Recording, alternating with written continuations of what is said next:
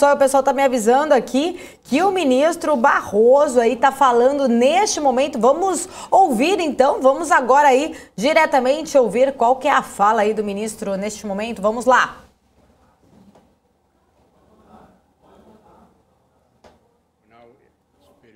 Eu tenho áudio aí para a gente continuar, para a gente acompanhar aí a fala. Luiz Roberto Barroso falando nesse momento, vamos acompanhar. Nosso vice-presidente, ministro Luiz Edson Fachin, o ministro Alexandre de Moraes, e hoje, para nossa honra e alegria, a ministra Carmen Lúcia, que me substituirá, porque terei que acudir a um compromisso. Ministra, é um prazer e uma alegria tê-la conosco. Cumprimento também os nossos ministros do Superior Tribunal de Justiça, Luiz Felipe Salomão e Mauro Campbell Marques, nossos juristas, ministros Sérgio Banhos e Carlos Horba. Cumprimento o vice-procurador-geral eleitoral, professor Paulo Boni Branco. Cumprimento o nosso diretor-geral, doutor Rui Moreira, e o nosso doutor João Paulo Oliveira. Prezados colegas, faço um breve pronunciamento na qualidade de chefe da Justiça Eleitoral a propósito dos eventos e pronunciamentos do último dia 7 de setembro. O presidente do Supremo Tribunal Federal, ministro Luiz Fux, já se manifestou com relação aos ataques àquele tribunal e aos seus ministros e também às instituições com o vigor que se impunha. A mim, como presidente do Tribunal Superior Eleitoral, cabe apenas rebater o que se disse de inverídico em relação à justiça eleitoral. Faço isso em nome dos milhares de juízes e servidores que servem ao Brasil com patriotismo, não o da retórica de palanque, mas o do trabalho duro e dedicado, e que não devem ficar indefesos diante da linguagem abusiva e da mentira. Já começa a ficar cansativo no Brasil ter que repetidamente desmentir falsidades, para que não sejamos dominados pela pós-verdade, pelos fatos alternativos, para que a repetição da mentira não crie a impressão de que ela se tornou verdade. É muito triste o ponto a que chegamos. Antes de responder objetivamente a tudo o que precisa ser respondido, e tendo em vista esse momento grave que nós vivemos, faço uma breve reflexão sobre o mundo que estamos vivendo e as provações pelas quais têm passado as democracias contemporâneas. Esse é o Tribunal da Democracia e esse é o lugar para procurar compreender o que está acontecendo no mundo. A democracia vive um momento delicado em diferentes partes do mundo, em um processo que tem sido batizado de recessão democrática, democracias iliberais, constitucionalismo abusivo, legalismo autocrático e outras identificações. Os exemplos foram se acumulando ao longo da história. Hungria, Polônia, Turquia, Rússia, Ucrânia, Geórgia, Filipinas, Venezuela, Nicarágua, mais recentemente El Salvador. É nesse clube que nós não queremos entrar. Em todos esses casos que eu citei, a erosão da democracia não se deu por golpe de Estado sob as armas de generais e dos seus comandados.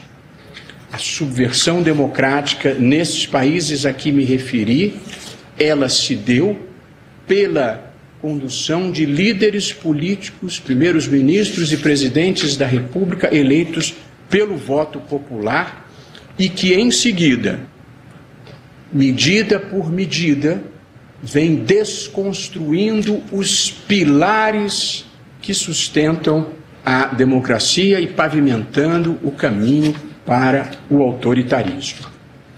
há 3 fenômenos distintos em curso em diferentes partes do mundo: o populismo, o extremismo e o autoritarismo.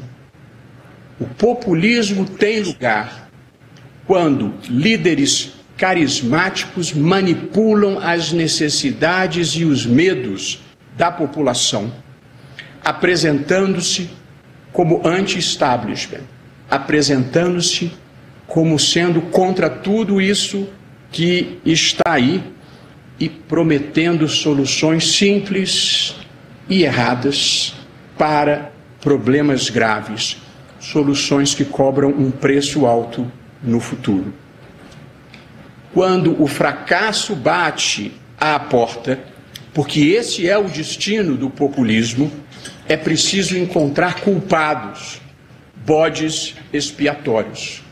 O populismo vive de arrumar inimigos para justificar o seu fiasco. Pode ser o comunismo, pode ser a imprensa, podem ser os tribunais. As estratégias mais conhecidas praticadas no mundo são: 1. Uso das mídias sociais, estabelecendo uma comunicação direta com as massas para inflamá-las. 2. Desvalorização ou cooptação das instituições de mediação da vontade popular, como o legislativo, como a imprensa e as entidades da sociedade civil. E a terceira estratégia é o ataque às Supremas Cortes ou Cortes Constitucionais, que têm o papel de, em nome da Constituição, limitar e controlar o poder. Em segundo lugar, vem o extremismo, que se manifesta pela intolerância, agressividade e ataque às instituições e às pessoas.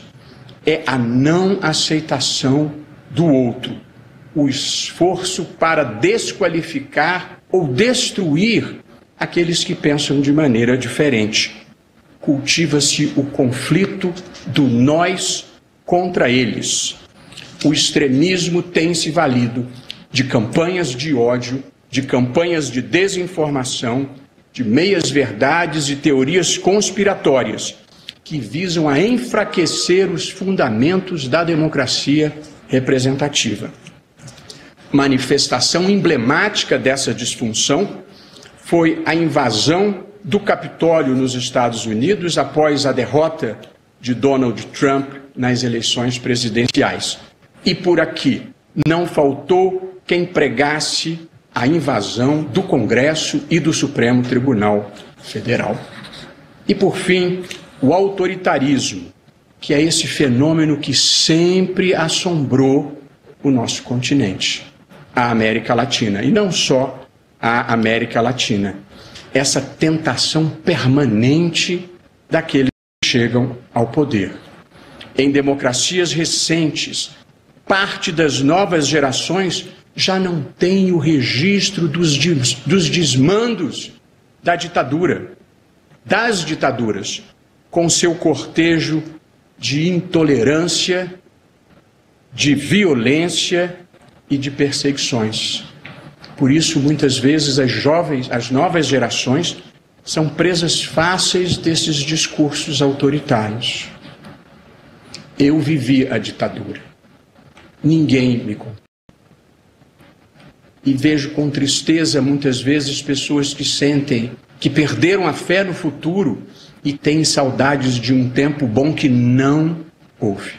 Ditaduras vêm com intolerância, violência e perseguições. Uma das estratégias do autoritarismo é criar um ambiente de mentiras, no qual as pessoas já não divergem apenas quanto às suas opiniões, como é próprio da democracia. Divergem quanto aos próprios fatos. Pós-verdade e fatos alternativos são palavras que ingressaram no vocabulário contemporâneo e identificam essa distopia em que muitos países estão vivendo. E uma das manifestações do autoritarismo pelo mundo afora é a tentativa de desacreditar o processo eleitoral e as instituições eleitorais para, em caso de derrota, poder alegar fraude e deslegitimar o vencedor. Visto este cenário mundial, no qual nós não queremos entrar, eu falo brevemente sobre o Brasil e os ataques sofridos pela Justiça Eleitoral. Cenário no qual não entramos porque instituições como o Congresso, o Poder Judiciário e a Suprema Corte não permitem.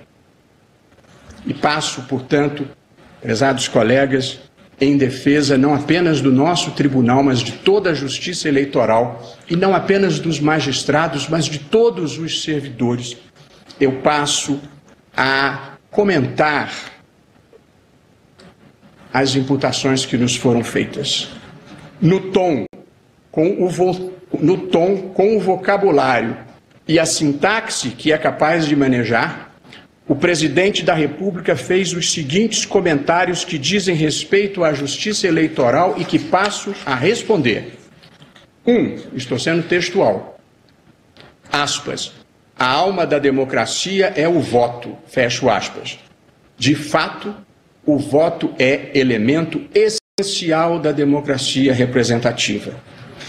Outro elemento fundamental é o debate público, permanente e de qualidade, que permite que todos os cidadãos recebam informações corretas, formem a sua opinião e apresentem livremente os seus argumentos. Quando esse debate é contaminado por discursos de ódio, campanhas de desinformação e teorias conspiratórias infundadas, a democracia é aviltada. O slogan para o momento brasileiro, ao contrário do propalado, parece ser: conhecerás a mentira e a mentira te aprisionará. Segunda afirmação em relação à justiça eleitoral. Não podemos admitir um sistema eleitoral que não fornece qualquer segurança, fecho aspas. As urnas eletrônicas brasileiras são totalmente seguras, como nós temos cansado de repetir. Em primeiro lugar, porque elas não entram em rede e, portanto, não são acessíveis remotamente. De modo que podem tentar invadir os computadores do TSE e obter dados cadastrais. Nós procuramos evitar isso, mas pode acontecer. Podem fazer ataques de negação de serviços aos nossos sistemas. Nada disso é capaz de comprometer o resultado das eleições. A própria urna é que imprime o resultado e o divulga. Além disso, repetindo à saciedade, os programas que processam as eleições têm o seu código-fonte aberto a todos os partidos, ao Ministério Público, à Polícia Federal e à OAB, um ano antes das eleições. Estará à disposição dessas entidades em evento público a partir do próximo dia 4 de outubro, quando estaremos a um ano das eleições. Inúmeros observadores internacionais examinaram o sistema com seus técnicos e atestaram a sua integridade. E ainda hoje eu vou anunciar a Comissão de Transparência Eleitoral com representantes de instituições públicas e da sociedade civil que vão acompanhar aqui de dentro cada passo desse processo a partir do dia 4 de outubro. Portanto, o sistema é certamente inseguro para quem acha que o único resultado possível é a própria vitória. Como já disse antes, para maus perdedores não há remédio na farmacologia jurídica. A terceira afirmação, aspas, nós queremos eleições limpas, democráticas, com voto auditável e contagem pública de votos. Não vou repetir cada item do que tenho dito. As eleições brasileiras são totalmente limpas, democráticas e auditáveis. E por esse sistema foram eleitos Henrique Cardoso, Lula, Dilma e Bolsonaro. O sistema tem mais de 10 camadas de auditoria, ou seja, a possibilidade de verificação externa da sua integridade. Agora, prezados ministros, população brasileira. Contagem pública manual de votos é como abandonar o computador e regredir não à máquina de escrever, mas à caneta tinteiro. Seria um retorno ao tempo da fraude e da manipulação. Se tentam invadir o Congresso Nacional e o Supremo Tribunal Federal, imagine-se o que não fariam com as sessões eleitorais. As eleições brasileiras são limpas, democráticas e auditáveis. Nessa vida, porém, o que existe está nos olhos do que vê. Quarta afirmação. Não podemos ter eleições onde pairem dúvidas sobre os eleitores. Pois bem, depois de quase 3 anos de campanha diuturna e insidiosa contra as urnas eletrônicas, por parte de ninguém menos do que o presidente da República, uma minoria de eleitores passou a ter dúvidas sobre a segurança do processo eleitoral. Dúvida criada artificialmente por uma máquina governamental de propaganda. Assim que pararem de circular as mentiras, as dúvidas se dissiparão. Quinta afirmação. Aspas. Não posso participar de uma farsa como essa patrocinada pelo presidente do Tribunal Superior Eleitoral. Fecho aspas. O presidente da República repetiu incessantemente que teria havido fraude na eleição na qual ele se elegeu. Disse eu então à época que ele tinha o dever moral de apresentar as provas. Não apresentou. Continuou a repetir a acusação falsa e prometeu apresentar as provas novamente. Após uma live que deverá figurar em qualquer futura antologia de eventos bizarros, foi intimado pelo TSE para cumprir o dever jurídico de apresentar as provas, se as tivesse. Não apresentou. É tudo retórica vazia contra pessoas que trabalham sério e com amor ao Brasil, como somos todos nós aqui. Retórica vazia, política de palanque. Hoje em dia, salvo os fanáticos, que são cegos pelo radicalismo, e os mercenários, que são cegos pela monetização da mentira, todas as pessoas de bem sabem que não houve fraude e quem é o farsante nessa história. Sexta afirmação. Aspas. Não é uma pessoa no Tribunal Superior Eleitoral que vai nos dizer que esse processo é seguro e confiável. Não sou eu mesmo que digo isso, nem nenhum de nós. Na verdade, até todos os ex-presidentes do TSE no pós-88, 15 ministros e ex-ministros do Supremo Tribunal Federal atestam isso. Mas, na verdade, quem decidiu que não haveria voto impresso não foi o TSE, foi o Congresso Nacional. A esse propósito, e também aqui para desfazer falsidades, eu compareci à Câmara dos Deputados após 3 convites da autora da proposta, do presidente da comissão especial e depois por um convite pessoal do presidente da Câmara dos Deputados. Eu não fiz ativismo legislativo, ninguém do TSE fez ativismo legislativo, nós fomos convidados a comparecer ao Congresso Nacional e participar de um debate público, aberto e franco sobre um tema importante que estava sendo discutido. Fui ao Congresso Nacional, sim, e lá expus as razões do TSE. Nós não temos verbas para distribuir, nós não temos tropas.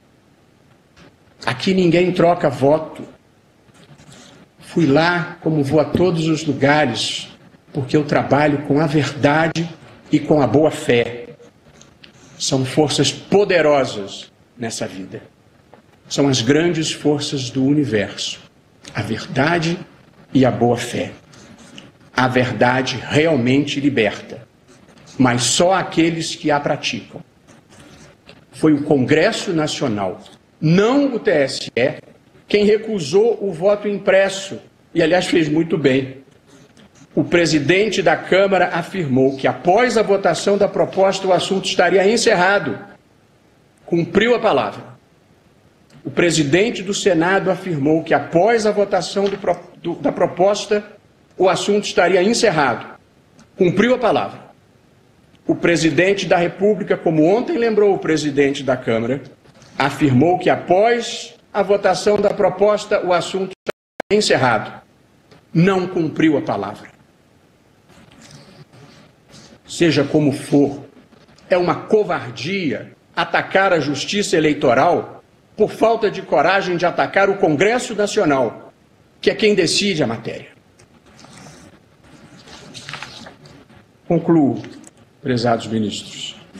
Insulto não é argumento. Ofensa não é coragem. A incivilidade é uma derrota do espírito. A falta de compostura nos envergonha perante o mundo. A marca Brasil sofre nesse momento, triste dizer isso, uma desvalorização global. Não é só o real que está desvalorizando. Somos vítimas de chacota e de desprezo mundial. Um desprestígio maior do que a inflação, do que o desemprego, do que a queda de renda, do que a alta do dólar, do que a queda da bolsa, do que o desmatamento da Amazônia, do que o número de mortos pela pandemia, do que a fuga de cérebros e de investimentos. Mas pior que tudo, a falta de compostura nos diminui perante nós mesmos. Não podemos permitir a destruição das instituições para encobrir o fracasso econômico, social e moral que estamos vivendo. A democracia tem lugar para conservadores, liberais e progressistas. O que nos une na diferença é o respeito à Constituição, aos valores comuns que compartilhamos e que estão nela inscritos. A democracia só não tem lugar para quem pretenda destruí-la. Com a bênção de Deus, Deus de verdade, do bem, do amor, do respeito ao próximo, com a bênção de Deus e a proteção das instituições, um presidente eleito democraticamente pelo voto popular tomará posse no dia 1º de janeiro de 2023. Assim será.